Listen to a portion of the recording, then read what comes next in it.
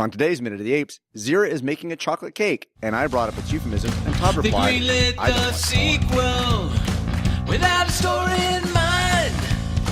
They just wanted to equal an unexpected gold mine. He said, oh no, as Heston said, I got to go.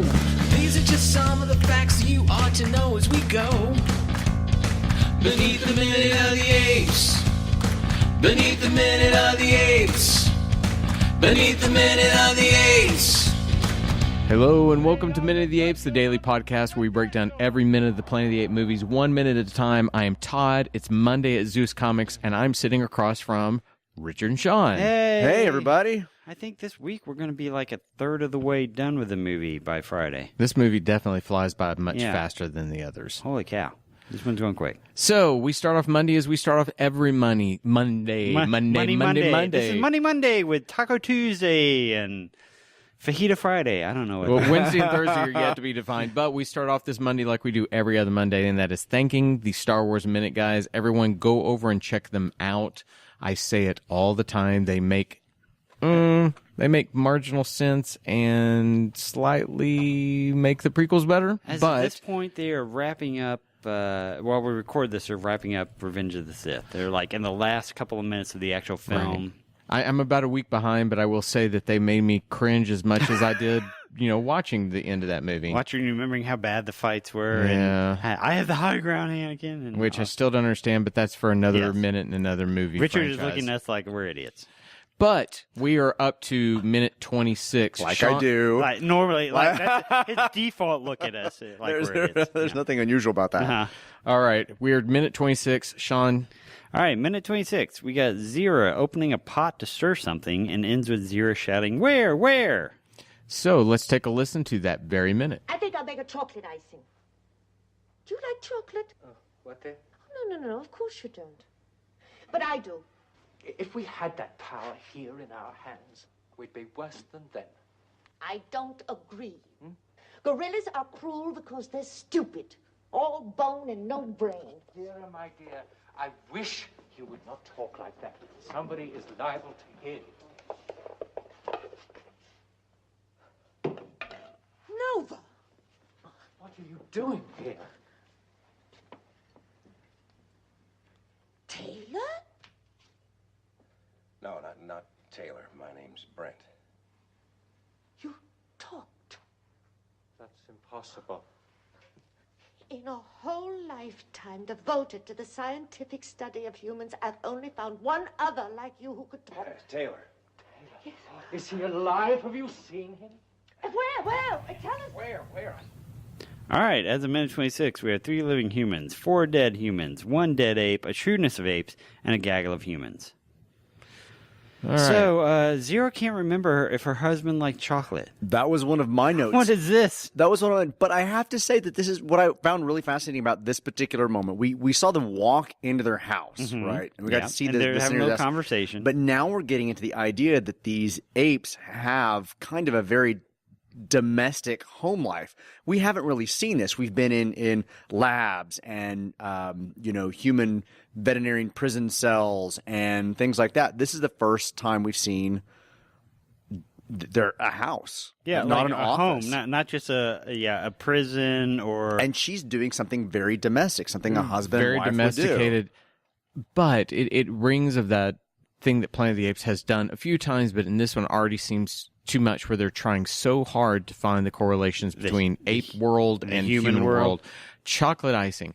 Chocolate is very specific. Yeah. Now chocolate, I think you could get away with the chocolate. cocoa beans or something like right. that. Making, but icing, that conveys that we're making a cake, or you're making something Right. that you smear this creamy crap on. Cake. Which I don't like cake either. That's a side note. But of course, we're also Richard is. we're aghast. assuming apes can eat chocolate. The minute not like just dogs. changed. What? You don't like cake? I don't like sweets a whole lot. Oh my god! Well, I don't like sweets either, but I like cake. So wait. So when your wife made you your Barber of Seville That was actually somebody else. So he's referring to that again. I love musicals, and it was actually Sweeney Todd. I'm sorry, Sweeney Todd. Sorry. A friend of ours who the does Demon Barber of Fleet Street. She does amazing cakes. She is actually retired just because too many people were asking for it. But she made the People cover. drove me into retirement. Quit making me make cakes. But she made the cover of the recent Sweeney Todd that had Patty LuPone on it, and it was amazing.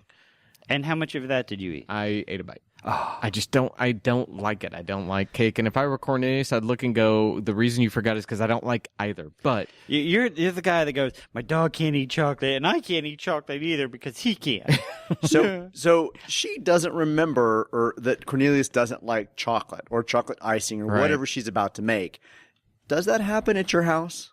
Huh. I occasionally forget about things that my wife doesn't or does like because I like them so much or don't like them so much. So my feelings on it sometimes influence how I think she feels on it, unless it's a very specific thing like cilantro. My wife can't eat that because she has a gene where it makes it taste like soap to her, so I know that. But she doesn't like chocolate, but recently has enjoyed dark chocolate. So sometimes I get those things confused. Bitter, yeah. So see, if I'm doing chocolate, I like dark chocolate. She likes really bitter dark chocolate, but not. As I'm banging my mic here again, I'm sorry. It's okay. She doesn't like chocolate, so it's okay. I can understand how there could be a little confusion of it. Okay. This is an old argument that they've had before that she's forgotten because, I forgot. She's making something. Yeah. I will say this, that my husband will always remind me what I don't like because he doesn't like that I don't like them. So he brings it up a lot. And I will never forget what I don't like to eat because he knows and he tells me. And I think this rings true of a spousal type moment where that very thing. When you're together with someone for so long, they're going to pick at you. And I have no problem with that. I really don't. As they're starting to eat something, you go, no, you don't like that stuff, remember? And they go, oh, yeah, that's right. And you do those kind of things. What I have a problem with is the concept of icing in this world. The fact that they're mixing all these things to make the exact same thing that we made a couple thousand years ago, and they call it the exact same thing. Why couldn't she call it chocolate glaze or anything like that just to get well, past I mean, because glaze would be really specific. Why can't we make... I'm trying to find anything. Why can't we make goop on bread that we like to shove in our face holes? Well, our There face you go. holes. And can monkeys eat chocolate? Well, That's what I don't know. It's like, are they dogs? I don't know. I actually looked that up to see if they could actually have chocolate, but I didn't. I forgot. What I was going to point out in this moment of domesticity between Cornelius and Zira is that all of the pots in this area are either ceramic or stone. Yes. There are no metal items in. She's using a wooden spoon. We do happen to spy a kind of a wicker style basket up on a shelf, but otherwise everything is made of earth and ceramic. And so her making a cake, there's no oven in there. I just have to assume that it's open flame, like it's some kind of like a brick stone oven type thing. And but it goes back. But it goes back on this idea that they kind of dumb down this society to be a little more primitive. It feels very Flintstones. I mean, you've got exactly. You do have Flintstone architecture. But the Flintstones would have had icing, but they would have the bird just go, I'm putting the icing on, it's a living, while he's scooping it with his nose. He would have been the mixer, right? It would have been his feet in the icing. With an elephant squirting it out, with a bird spreading it evenly. Percussive soundtrack of his feet going. But their weapons are covered in wood. They don't have cars. They have horse-drawn carriages, but they have guns. But they're it would. It's like they want to take it to this remedial thing, but then they also want to put in the concept of icing. And I know that if you're listening, you're sitting there thinking, "My God, we're belaboring icing." Yeah. But to me, it's we have Monday. You brought it up. We will belabor icing for hours on Monday because this is Monday's day. But it rang at that thing again where this felt rushed. They weren't thinking through what's the ideology of this universe that they've created. Fair. Well, they're trying to do everything they can to make it feel relatable. That the audience would know what it is. I mean, that's what they're doing. That's what all this. The fact that I think is in this minute as well that Cornelius, he lights a pipe as well. Yeah. He's smoking on a pipe, which I can almost get that. I mean, if you banana think of leaves. But you would think that they're a civilized. Come on. They're civilized enough that they've thought to have guns. They've thought to have horse-drawn carriages. I could see how then you have fire. You're going to eventually smoke. I can at least make that leap. It just seems a little forced I think it's forced in all the domestic nature of it, because we even see a wedding picture over to the side. And if you remember in the previous minute, I was talking about the scenario of the house, and they actually talked about the gilt picture frame with their wedding photo in it. In the previous minute, that was not set up there, but is now being set up in this scene, either this scene or the next scene.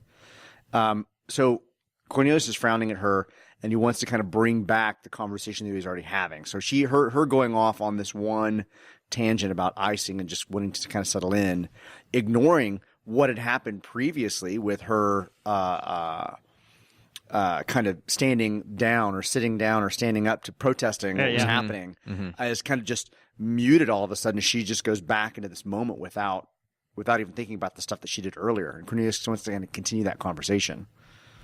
And then we get to Brent and Nova hiding in the pantry with the little curtain in front of it. Well, Cornelius says if nobody notices, hears them eating everything that they can shove into their face in there. Cornelius says if we did take the power in our hands, we'd be as bad or as worse as them. Talking about the chimpanzees actually kind of rising up to take power over the gorillas.